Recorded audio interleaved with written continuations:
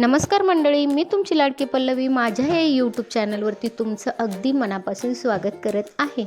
तुम्ही विचार करत असाल मी आज का स्वच्छता करते, एवढी आनंदी आहे मी, काय सांगू तुम्हाला, एवढी आतुरता आहे मला. आणि तुम्हीही विचार करत असाल आणि गेस करा कोण येणार आहे. आणि मी जास्त वेळ घेणार नाही आहे आणि व्हिडिओ शेवटपर्यंत नक्की बघा. आणि चॅनलवरती नवीन असाल तर चॅनलला सबस्क्राईब करा, जेणेकरून तुम्हाला माझे नवीन नवीन व्हिडिओ बघायला मिळतील. आणि मी जास्त वेळ घेणार नाही आहे. चला तर, बाप्पा घरी येणार आहे, आपले गणपती बाप्पा. यस, आपले गणपती बाप्पा घरी येणार म्हटले घरातील पहिली तयारी म्हणजे आवरावर. घर स्वच्छ असलं तर सगळ्या वातावरणात सकारात्मकता आणि आनंद निर्माण होतो.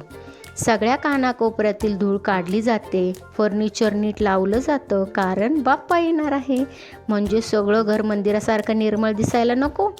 आणि आवरावर संपली की सुरू होते सजावटीची तयारी.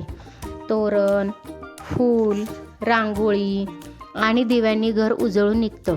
थोडी आवरावर, थोडी सजावट, आणि मग सगळ्यात मोठा आनंद, आपल्या बाप्पाचं घरात आगमन. म्हणूनच मी आज सगळं घर एवढं स्वच्छ केलं आहे, सगळे कानाकोपरे पुसून काढलेत. तुम्ही बघू शकता, प्रत्येक ठिकाणातली धूळ पुसून काढलेली आहे. आणि एवढं छान प्रसन्न वाटत होतं आणि काम करायला पण हुरूप येतो.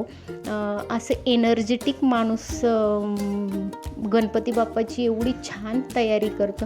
इतर वेळेस तुम्ही काम करायला सांगा कोणाला तर नाहीच बोलणार, पण गणपती बाप्पा येणार म्हटल्यावरती विषयच नाही. तुम्ही कोणालाही काम करायला सांगा, लहान मुलाला पण सांगा, तोही आनंदात काम करेल. कोण येणार तर बाप्पा येणार.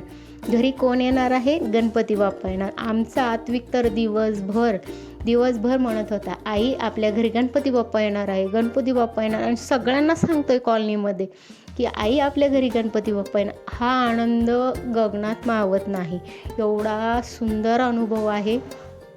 प्रत्येक गोष्टीत, आम्ही लहान होतो तेव्हाची गोष्ट सांगते. माझे वडील, जास्त मोठा गणपती नसायचा आमच्या घरी, पण छोटासाच असायचा. तर त्याच्यासाठी माझ्या भावाचे माझे भांडण व्हायचे, नाही मी आणणार. एवढा आनंद असतो त्या गोष्टींमध्ये. आणि प्रत्येक गोष्टीत आम्ही छोटे होतो तरीही आम्ही सजावट करायचो. प्रत्येक गोष्ट माझे वडील द्यायचे आम्हाला घेऊन. आणि सजावट ही माझी भाऊच करायचा, पण आम्ही दोघं मिळून करायचो. मी फुलं आणायचे, परत रांगोळी काढायची, जशी येईल तशी रांगोळी काढायची मी. माझी आई मला कधी म्हटली नाही अशीच काढ तशीच काढ. पण प्रत्येक वेळेस आम्ही गणपती बाप्पा 10 दिवस असायचे, पण प्रत्येक वेळेस असे रानातले फुलं आणायचे आणि ताज्या दुर्वा तोडून आणायच्या. एवढा भारी वाटायचं तेव्हा. आणि मोदक करायचो, जसे येतील तसे मोदक करायचो. शाळेत पण सांगायचे मोदक घेऊन या, तर मोदक पण घेऊन जायचो. आणि पहिले म्हणायचे की 20 मोदक गोड असली तर 1 मोदक खारट पाहिजे. ते मला अजून पण माहीत नाही का खारट पाहिजे आणि 1 मिठाचा मोदक पाहिजे. पण तुम्हाला माहीत असेल तर कमेंट्स करून नक्की सांगा. आणि बघू शकता, मी सगळं घर स्वच्छ केलेलं आहे. समोरचे 2 रूम आहेत आमच्या. किचन 1 RK आहे, किचन आणि रूम. आणि तुम्ही बघू शकता, पुढचं सगळं मी स्वच्छ केलेलं आहे, जिथं गणपती बाप्पा बसवणार आहेत तिथे. आणि नंतर किचन पण सगळं स्वच्छ केलेलं आहे. भांडे घासायचे बाकी आहेत फक्त, ते उद्या घासेल मी. आता आज ही आवरावरच एवढ्या वेळ गेली की काय सांगू. सगळं धूळ सगळं पुसून काढले, सगळे डबे पुसले, सगळं व्यवस्थित सगळं पुसून काढलं. आणि एक हुरूप असतो आपले गणपती बाप्पाच्या बाबतीत, तर एक वेगळंच अटॅचमेंटच म्हणू शकतो. ते गणपती बाप्पा म्हणजे आपल्या घरातला सदस्यच असं वाटतं म्हणजे आहेच ते.